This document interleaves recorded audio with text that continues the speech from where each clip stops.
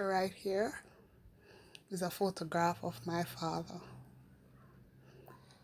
He died from 1988 when I was a child, and to this day I miss him still. He died in a motorcycle accident, lost his life. I still remember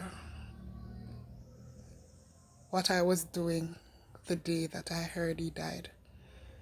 And I was a child, but I never forgot. I still remember being in the first, it was a bus. And I remember, because we're family, we were in the first transport. But when I looked, I could see bikes, because he loved bikes. As a matter of fact, his bike that he owned had four mufflers, a big bike, and you could hear it from miles away coming. I've never seen any more like it in Jamaica, in all honesty. I counted 99 bikes that day when he was buried. And it was raining so hard. I remember I could count. It seems like whenever we touch a stretch of road, I could just look and all I could see were bikes. And I could remember one of my uncles lifting me up to look at him lying there in the casket. And even though when I heard that he died, it impacted me. That day, I guess it was too much. And I just couldn't understand what they were doing with my father. And why was he lying there? And everybody was bawling and the rain was falling. And even when they were trying to get to his grave site, which was at his house, they were just slipping and sliding with the casket. And I was wondering if they were going to fall down and he's going to roll out of it at one point. But I remember all the happy times with my father, because my father used to do farm work. So it was the best of times when he could sneak apples into the country. And when we got a apple, that apple service was so long because we know we're not going to see any more apple until the next time he comes back. I remember the sweets. I remember the bubble gums. I remember all those days when you get up after 5 in the morning and put on the Bob Marley and the Peter Tosh and Dennis Brown and Beres Hammond and all those music. I can remember. I can remember him lifting me in the air and throwing me up and catching me and running us down and just playing around. I can remember all the fun times. I can also remember him switching me. He had a belt that he wore. It's a heavy leather belt. And whenever we see him take that out, we know it's some serious time. And whatever we're doing, we better stop. Because nobody wanted to feel one out of that belt.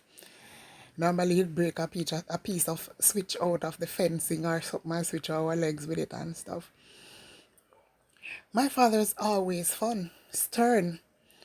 He was fun because whenever he's on the island, all his friends would come by and they would cook, they would get fire and they would roast breadfruit and cook and smoke and drink and play music. He had one of them changer where you could put the record on and play it and take it off. So whenever he was here, it was crazy fun. But he was stern. I can't remember him giving his brothers a ass whooping, right? I can remember him giving his cousins a ass whooping because he was a firm believer in hard work. He couldn't imagine young men just walking about. Any young man in the community, he would either send them home or advise them to do something with their lives, talk to them sternly. My father owned his own house. He had cane fields. He was a successful young man in his 30s when he died. And I have all reason to be proud of him. When my father died, a couple years after, my uncle, he took us up in and his brother's children, and criminals saw it fit to murder him at his front gate in his yard, just about to enter his house, robbed him and killed him. Now, between both of those men, I was left fatherless. My brothers and sisters were left fatherless. Many people know the absence of a father. It's different when that father is dead. But can you imagine having a father who is alive and he's not there? He's a walking dead because he's not there. Many people won't know when they murder our fathers what we go through as children, the struggles of the mothers, having to care for those children left behind by an absent father that was taken from her and from her children's life. The struggle is real. Life is hard.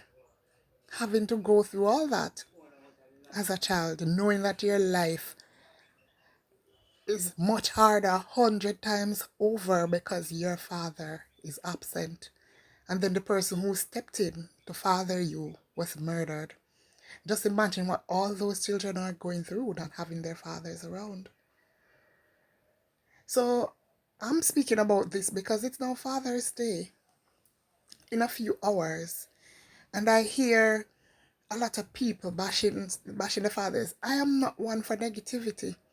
Let us uplift the good fathers that are out there and use them as example for those who are not doing so well. Let us as women uplift our men, our sons, grow our sons in a way that they will come to have great respect for women. They will come to have great respect for women, and they'll treat them the way they ought to be treated, because that's where it starts from parenting. So let's uplift the good fathers out there. Be a mentor to somebody else's child. So if you know you're a good father, and yes, you might have your children to care for, but it's not going to hurt you to mentor another young man. Let us lead them in the way that they should go. Because it's not easy growing up without a father. It's hard. And I want to tell everybody, if you have your father, it doesn't matter how much he's doing. Appreciate that you have a father. Because I don't. And I haven't for, I would say, 90% of my life. I haven't had a father.